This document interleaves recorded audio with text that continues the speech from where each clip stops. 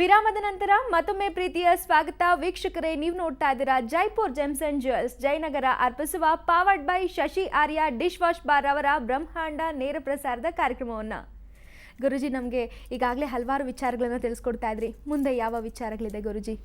ಇವತ್ತು ನೀವುಗಳೆಲ್ಲ ಆ ಗಂಟೆಯನ್ನು ಇಟ್ಕೊಂಡು ಏನು ಮಾಡೋದು ಅಂತಕ್ಕಂಥ ವಿಚಾರ. ಘಂಟಾನಾದ ಅನ್ನೋದು ಅವತ್ತಿನ ದಿವಸ ವಿಶೇಷವಾಗಿ ನಾವು ನೀವು ಸಮುದ್ರದ ಹತ್ರ, ನದಿ ಹತ್ರ ವಿಶೇಷವಾಗಿರ್ತಕ್ಕಂಥ ಒಂದು ಬಾಂಧವ್ಯನ ಇಟ್ಕೋಬೇಕು. ಅಲ್ಲಿ ಯೋಗ ಭೋಗ ನಕ್ಷತ್ರವನ್ನು ಹಾಕಬೇಕು. ಯೋಗ ಭೋಗ ನಕ್ಷತ್ರ ಅಂದರೆ ಒಂದು ತ್ರಿಕೋಣ ಮೇಲ್ಭಾಗಕ್ಕೆ, ಊರ್ಧ್ವಕ್ಕೆ, ಒಂದು ತ್ರಿಕೋಣ ಕೆಳಭಾಗಕ್ಕೆ, ಎರಡೂ ಸೇರಿಸಿದ್ರೆ ಸಾಕ್ಷಾತ್ ಮಹಾಗಣಪತಿ. ಮಧ್ಯದಲ್ಲಿ ಒಂದು ಚುಕ್ಕೆಯನ್ನಿಟ್ಟರೆ ಅಥವಾ ಬಿಂದುವನ್ನು ಇಟ್ಟರೆ ವಿಶೇಷವಾಗಿ ಲಲಿತಾ ತ್ರಿಪುರ ಸುಂದರಿ. ಅದಕ್ಕೆ ಯೋಗ ನಕ್ಷತ್ರದಲ್ಲಿ ಸಾಕ್ಷಾತ್ ಪದ್ಮಾವತಿ ದೇವಿ ವಾಸವಾಗಿರ್ತಾಳೆ. ಭೋಗದಲ್ಲಿ ಸಾಕ್ಷಾತ್ ಲಲಿತಾ ತ್ರಿಪುರ ಸುಂದರಿ ಆಗಿರ್ತಕ್ಕ ಆದಿಶಕ್ತಿ ಮಹಾದೇವಿ ಆಗಿರ್ತಕ್ಕಂಥ ಪಾರ್ವತಿ ವಾಸವಾಗಿರ್ತಾಳೆ. ಎರಡಕ್ಕೂ ಮಧ್ಯ ಬಿಂದು ಆಗಿರ್ತಕ್ಕಂಥದ್ದು ಆದಿಶಕ್ತಿಯಾಗಿ ಲಲಿತಾ ತ್ರಿಪುರ ಸುಂದರಿ ವಾಸವಾಗಿರ್ತಾಳೆ. ಹೀಗೆ ಆ ಲಲಿತಾ ಯಂತ್ರದ ಮೇಲೆ ಆ ಗಂಟೆಯನ್ನಿಟ್ಟು ಸ್ಮರಣೆ ಮಾಡ್ಕೋಬೇಕು. ಪ್ರತಿಯೊಬ್ಬರು ತಿಳ್ಕೋಬೇಕಾದ್ದು ಬಹಳ ಮುಖ್ಯ. ಯಾವತ್ತು ತಿಳ್ಕೊಳ್ಳಿ, ಯಾರ ಮನೇಲಾದರೂ ಗಂಟೆ ಇದ್ದರೂ ಯಾವತ್ತೂ ಅಲ್ಲಿ ಶಂಕು, ಚಕ್ರ, ಗದೆ, ಪದ್ಮ ಅನ್ನೋದಲ್ಲ, ಅಥವಾ ನಂದೀಶ್ವರನ ಅಲ್ಲ. ಯಾವತ್ತು ಗಂಟೆ ಮೇಲೆ ಆಂಜನೇಯ ಇರ್ತಾನೋ ಆ ಗಂಟೆನೇ ಮನೇಲಿ ಇಟ್ಕೋಬೇಕು. ಅರ್ಥ ಆಯ್ತಾ? ಯಾಕೆ ಅಂದರೆ ಇಡೀ ಜಗತ್ತಿನ ಮೊದಲೇ ಹೇಳ್ತಾ ಇದ್ದೀನಿ, ಕಲಿಯುಗ ರಕ್ಷಣೆಯನ್ನು ಮಾಡ್ತಕ್ಕಂಥವನು ಆಂಜನೇಯ ಮಾತ್ರ. ಅದಕ್ಕೆ ಆಂಜನೇಯನ್ನ ಅಲ್ಲಿಟ್ಟು ಸ್ಮರಣೆ ಮಾಡಬೇಕು. ಮನೋಜಗಂ ಮಾರುತುಲ್ಯ ವೇಗಂ ಜಿತೇಂದ್ರಿಯ ಬುದ್ಧಿಮತಾಂ ವರಿಷ್ಠ ಮತಾತ್ಮಜಂ ವಾನರಯುತ ಮುಖ್ಯಂ ಶ್ರೀರಾಮದೂತಂ ಶಿರಸ್ಸಾನ್ನಮಾಮಿ. ಆ ಸ್ಮರಣೆ ಮಾಡಿಕೊಂಡ್ರೆ ತುಳಸಿ ದಳ ಸ್ವಲ್ಪ ಮಟ್ಟಿಗೆ ಹಾಕ್ಕೊಳ್ಳಿ. ಸ್ಮರಣೆ ಮಾಡಿಕೊಂಡು ಆ ತುಳಸಿ ದಳವನ್ನು ಹಾಕಿ ಪ್ರಾರ್ಥನೆ ಮಾಡಿಕೊಂಡ ಮೇಲೆ ನೀವು ಮಾಡಬೇಕಾದ್ದು ಏನು ಅಂದರೆ ವಿಶೇಷವಾಗಿ ಆ ಜಲವನ್ನು ತರಬೇಕು. ಸಮುದ್ರದ ಹತ್ರ ಇದ್ದರೆ ಸಮುದ್ರದ ನೀರು, ನದಿ ಇದ್ದರೆ ನದಿಯ ನೀರು, ಬಾವಿ ಹತ್ರ ಇದ್ದರೆ ಬಾವಿಯ ನೀರು, ಕಲ್ಯಾಣಿ ಕಟ್ಟೆ ಇದ್ದರೆ ಕಲ್ಯಾಣಿ ಕಟ್ಟೆ ನೀರು. ಆ ನೀರನ್ನು ತಗೊಂಬಂದು ಓಂ ಕೇಶವಾಯ ಸ್ವಾಹ, ಓಂ ನಾರಾಯಣ ಸ್ವಾಹ, ಓಂ ಮಾಧವಾಯ ಸ್ವಾಹ. ಜ್ಞಾಪಕ ಏನು ಅಂದರೆ ಕೇಶವಾಯ ಸ್ವಾಹ. ನಾವೇನಕ್ಕೆ ಕೇಶವಾಯ ಸ್ವಾಹ ಅಂತ ಒಂದು ಆಪೋಷಣೆ ತೊಗೊತೀವಿ ಅಂದರೆ, ಕೆ ಅಂತಕ್ಕಂಥದ್ದು ಗಂಟ್ಲಲ್ಲಿ ಮೊದಲನೇ ಭಾಗ ಕೆ ಅಂತ ಕರಿತೀವಿ. ಅಂದರೆ ಅದನ್ನು ಆ್ಯಕ್ಟಿವೇಶನ್ ಮಾಡೋಕ್ಕೆ, ರೀಮಾಡಿಫಿಕೇಷನ್ನ ಗಂಟಲು ಮಾಡೋಕ್ಕೋಸ್ಕರ ಬೆಳಗಿನ ಜಾವದಲ್ಲಿ ಸಂಧ್ಯಾವಂದನೆ ಮಾಡುವಾಗ ಪ್ರತಿಯೊಬ್ಬ ಬ್ರಾಹ್ಮಣನು ಓಂ ಕೇಶವಾಯ ಸ್ವಾಹ ಅಂತಾನೆ. ಕೆ ಅಂತಕ್ಕಂಥದ್ದು ಮಾಧವಾಯ ಸ್ವಾಹ ಅಂತ. ಕೇಶವಾಯ ಸ್ವಾಹ ಅಂದ ತಕ್ಷಣ ಮಾಧವಾಯ ಸ್ವಾಹ. ನೋಡಿ, ಮಾಧವ ಅನ್ನೋದು ಬಾಯಿ ತುಟಿಯನ್ನು ಎರಡು ಮುಚ್ಚೋ ಅಂತ ವಿಚಾರ. ಕೇಶವಾಯ ಸ್ವಾಹ. ನಾರಾಯಣಾಯ ಸ್ವಾಹ. ನಾರಾಯಣ ಅಂದರೆ ಒಳಗಡೆ ಇರ್ತಕ್ಕಂಥ ನಾಲ್ಗೆ ಹೊರಳತ್ತೆ, ಈ ಕಡೆ ಆ ಕಡೆ, ಮೇಲ್ಭಾಗದ ಒಂದು ತುದಿಗೆ ಮುಟ್ಟತ್ತೆ. ಅದಕ್ಕೆ ನಾರಾಯಣ ಅಂತೀವಿ. ಹೀಗೆ ಅದಾದ ಮೇಲೆ ಗೋವಿಂದಾಯ ನಮಃ. ಪ್ರತಿಯೊಂದು ಗೋವಿಂದನ ಅರ್ಪಣೆ ಅಂತ. ಇಡೀ ಜಗತ್ತು ಮೂರು ಪಟ್ಟಾಗಿ ನೀರು ಕೂತಿದೆ. ನೀರು ಮೂರು ಪಟ್ಟಾಗಿದ್ದರೆ ಮಹಾವಿಷ್ಣು ಮಾಯೆ ಆವರಿಸ್ಕೊಂಡಿರುತ್ತೆ. ಭೂಮಿ 7 ಪಟ್ಟು ಮಾತ್ರ ಇದೆ. ಅದಕ್ಕೆ ಸಪ್ತ ದ್ವೀಪ ವಸುಂಧರ. ಈ ಭೂಮಿಯನ್ನು ವಸುಂಧರದಲ್ಲಿ 7 ದ್ವೀಪಗಳಿದೆ. ಅದಕ್ಕೆ 7 ದ್ವೀಪಗಳಲ್ಲಿ ವಿಶೇಷವಾಗಿ 7 ಓಷನ್ಸ್, 7 ನದಿಯಾಗಿರ್ತಕ್ಕಂಥದ್ದು. ಗಂಗೆ, ಚಮನೆ, ಚೈವ, ಗೋದಾವರಿ, ಸರಸ್ವತಿ, ನರ್ಮದಾ, ಸಿಂಧು, ಕಾವೇರಿ ಜಲೇಸ್ಮಿನ್ ಸನ್ನಿಧಿಂಕುರು. ಆ ಜಲೆಯನ್ನು ಅದನ್ನು ಹಾಕಿ ಸ್ಮರಣೆ ಮಾಡ್ಕೋಬೇಕು. ಇಷ್ಟೆಲ್ಲ ಮಾಡಿದ ಮೇಲೆ ಮನೆ ದೇವರನ್ನು ಸ್ಮರಣೆ ಮಾಡ್ಕೊಳ್ಳಿ. ನಿಮ್ಮ ಮನೆ ದೇವರು ಎಷ್ಟೋ ಜನಕ್ಕೆ ಗೊತ್ತಿಲ್ಲ. ಎಲ್ಲರೂ ನಿಮ್ಮ ಮನೆ ದೇವರು ಅಂದರೆ ವೆಂಕಟರಮಣ. ಯಾರಿಗೂ ವೆಂಕಟರಮಣ ಇಡೀ ಜಗತ್ತಲ್ಲಿ ವೆಂಕಟರಮಣ ಮನೆ ದೇವರು ಇರೋಕ್ಕೆ ಸಾಧ್ಯವೇ ಇಲ್ಲ. ಬರೆದಿಟ್ಕೊಂಬಿಡಿ. ಇವತ್ತವರೆಗೂ ಅಲ್ಲ, ಯಾವತ್ತವರೆಗೂ ವೆಂಕಟರಮಣ ಮನೆ ದೇವರು ಅಲ್ವೇ ಅಲ್ಲ.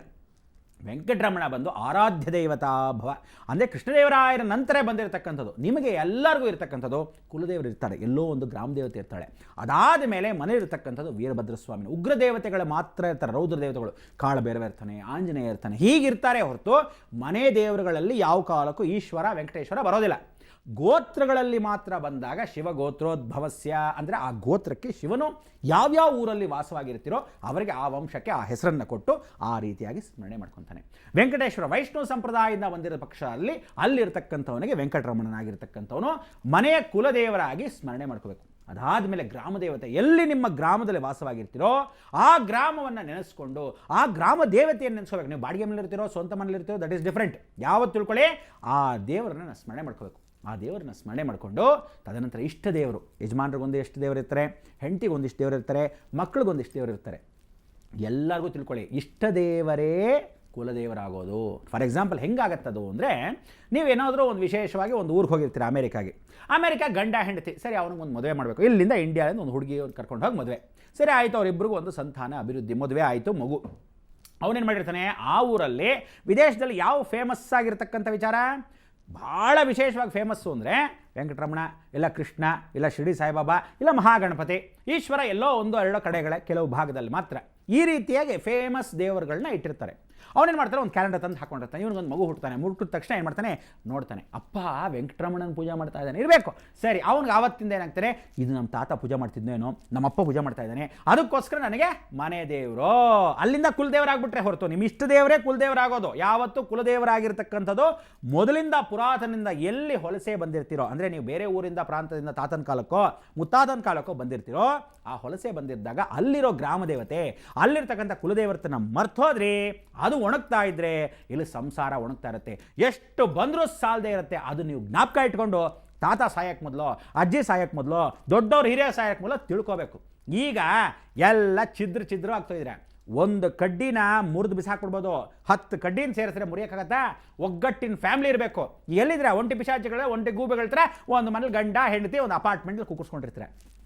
ಅದಕ್ಕೆ ಹೇಳೋದು, ಯಾವತ್ತು ತಿಳ್ಕೊಳ್ಳಿ, ದೊಡ್ಡವರು ಚಿಕ್ಕವರು ಏನೇ ಆಗಲಿ, ಇವತ್ತು ಸಂಸಾರ ದೂರ ಇಟ್ಟರು ಪ್ರತಿ ಶನಿವಾರ ಭಾನುವಾರ ಬಂದು ಅಟ್ಲೀಸ್ಟ್ ಸೇರಿಬಿಟ್ಟು ಚೆನ್ನಾಗಿದೆಯಪ್ಪ ಅಮ್ಮ, ಚೆನ್ನಾಗಿದೆಯಾ, ಸೌಖ್ಯವ, ಭಾಳ ಸಂತೋಷ, ಊಟ ಮಾಡ್ಕೊಳ್ಳಿ, ಉಪಚಾರ ಮಾಡಿ, ಜನಗಳನ್ನ ಕರೀರಿ.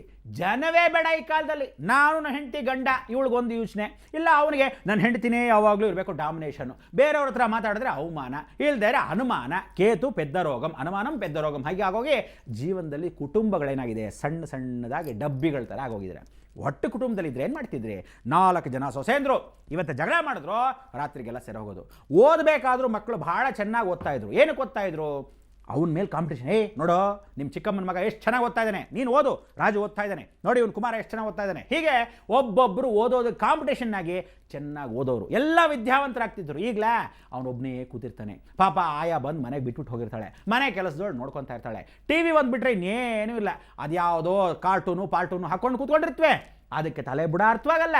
ಹಾಗೆ ಕೂತ್ಕೊಂಡು ಜೀವನ ಪೂರ್ತಿ ಹೀಗೆ ವೇಸ್ಟ್ ಆಗೋಗಿರುತ್ತೆ. ಅದಕ್ಕೆ ತಂದೆ ತಾಯಿ ಸುಖ ಅನ್ನೋದು ಮಕ್ಕಳಿಗೆ ಗೊತ್ತಾಗದೇ ಇರೋದನ್ನ ನೀವು ಸಣ್ಣದಾಗಿರಬೇಡಿ, ದೊಡ್ಡದಾಗಿ ವಿಶಾಲವಾಗಿ ಎಲ್ಲ ಒಟ್ಟು ಕುಟುಂಬದಲ್ಲಿದ್ದರೆ ಆ ಕುಟುಂಬ ಒಟ್ಟಾಗಿರಬೇಕು. ಯಾತಕ್ಕೆ ಇದು ವಿಚಾರ ಹೇಳ್ತೀವಿ ಅಂದರೆ, ಆಂಜನೇಯನ ಸ್ಮರಣೆ ಮಾಡ್ಕೋಬೇಕಾದ್ರೆ ಅಧಿಕ ಮಾಸದಲ್ಲಿ ಸ್ನಾನವನ್ನು ನೀವು ಅಮಾವಾಸ್ಯೆ ಒಳಗೆ ಎಲ್ಲರೂ ಜ್ಞಾಪಕ ಇಟ್ಕೊಳ್ಳಿ, ಶುಕ್ರವಾರದಂದು ಹೋಗಿ ಸ್ನಾನ ಮಾಡಬೇಕು. 16ನೇ ತಾರೀಕು ಯಾವತ್ತು ಬಿಡ್ತಿದೆ, ಭಾನುವಾರ ಬಿಡಿದರೆ. ಸೊ ಶುಕ್ರವಾರವೇ ಎಲ್ಲರೂ ಹೋಗಿ ಫಸ್ಟ್ ಕ್ಲಾಸಾಗಿ ಸ್ನಾನ ಮಾಡಬೇಕು. ಅವತ್ತೇ 14ನೇ ತಾರೀಕು ಕೃಷ್ಣ ಪರಮಾತ್ಮ ಭೂಸ್ಪರ್ಶ ಮಾಡೋ ದಿನ. ಎಲ್ಲ ದೇವಾನುದೇವತೆಗಳ ಆಜ್ಞೆ, ಎಲ್ಲ ಋಷಿಮುನಿಗಳ ಆಜ್ಞೆ. ನೀವು ಸಮುದ್ರದ ಹತ್ರ ಇದ್ದವರು, ನದಿ ಹತ್ರ ಇರೋರು, ಕಲ್ಯಾಣಿ ಹತ್ರ ಇರೋರು, ನೀರು ಹತ್ರ ಇರೋರು ಎಲ್ಲರೂ ಹೋಗಿ ಜರಿ ಹತ್ರ ಸ್ನಾನ ಮಾಡಬೇಕು. ಸ್ನಾನ ಮಾಡಬೇಕಾದ್ರೆ ಸ್ಮರಣೆ ಮಾಡಿಕೊಂಡು ಮಾಘ ಸ್ನಾನ ಅಂತ ಸಾಯಂಕಾಲ ಸೂರ್ಯ ಅಸ್ತವಾಗಕ್ಕೆ ಮೊದಲು ಸ್ನಾನ ಆಗಬೇಕು. ಇಷ್ಟೆಲ್ಲ ಸ್ಮರಣೆ ಮಾಡಿಕೊಂಡು ಸ್ನಾನಕ್ಕೆ ರೆಡಿಯಾಗಬೇಕಾದ್ರೆ, ಆ ಸ್ನಾನದಲ್ಲಿ ಒಳಗೆ ಹೋಗಬೇಕಾದ್ರೆ ಒಳಭಾಗದಲ್ಲಿ ಕೂತ್ಕೊಂಡು ಎಲ್ಲ ಗುರು ಹಿರಿಯರನ್ನು ನೆನೆಸ್ಕೊಳ್ಳಿ. ನಿಮಗೆ ಪಾಠ ಹೇಳ್ಕೊಟ್ಟು ಗುರುನೋ, ಅಥವಾ ವಿದ್ಯೆ ಹೇಳ್ಕೊಟ್ಟಿರೋ ಗುರುನೋ, ಅಥವಾ ಜಗತ್ತಲ್ಲಿ ಎಲ್ಲ ಗುರು ಋಷಿ ಮುನಿಗಳನ್ನು ಸ್ಮರಣೆ ಮಾಡ್ಕೊಳ್ಳೋದು. ಈ ರೀತಿ ಮಾಡಿಕೊಂಡು ಏನು ಮಾಡಬೇಕು, ಆ ಸ್ನಾನವನ್ನು ಮಾಡಬೇಕಾದ್ರೆ ಆ ನೀರನ್ನು ಯಾವ ರೀತಿ ಪೂರ್ವಕ್ಕೋ ಉತ್ತರಕ್ಕೋ ಅನ್ನೋದು ಕ್ವಶನ್ ಮಾರ್ಕಾಗಿ ಉಳಿದೋಗಿರುತ್ತೆ. ಕಾಯ್ದಾರೆ ಬಂದೆ. ಗುರುಜಿ, ಈಗಾಗಲೇ ಒಂದು ಪ್ರಶ್ನೆಯನ್ನ ಹಾಕಿದ್ದೀರಿ, ಅದಕ್ಕೆ ಉತ್ತರ ಏನಿರ್ಬೋದು ಅನ್ನೋ ಕೇಳೋಂತಹ ಕುತೂಹಲ ನಮಗಿದೆ. ಖಂಡಿತವಾಗ್ಲೂ ಮುಂದಿನ ಭಾಗದಲ್ಲಿ ತಿಳ್ಕೊಳ್ತೇವೆ. ವೀಕ್ಷಕರೇ, ಆ ಪ್ರಶ್ನೆಗೆ ಉತ್ತರವನ್ನ ತಿಳ್ಕೊಳ್ಬೇಕು ಅಲ್ವಾ? ಆದರೆ ಅದಕ್ಕೂ ಮುನ್ನ ಈಗ Jaipur gems and jewels Jayanagar ಅರ್ಪಿಸುವ powered by Shashi Arya dish wash bar ಅವರ ಬ್ರಹ್ಮಾಂಡ ನೇರ ಪ್ರಸಾರದ ಕಾರ್ಯಕ್ರಮದಲ್ಲಿ ಈಗ ನಾವು ತಗೊಳ್ಳೋಣ ಮತ್ತೊಂದು ಪುಟ್ಟ ವಿರಾಮವನ್ನ.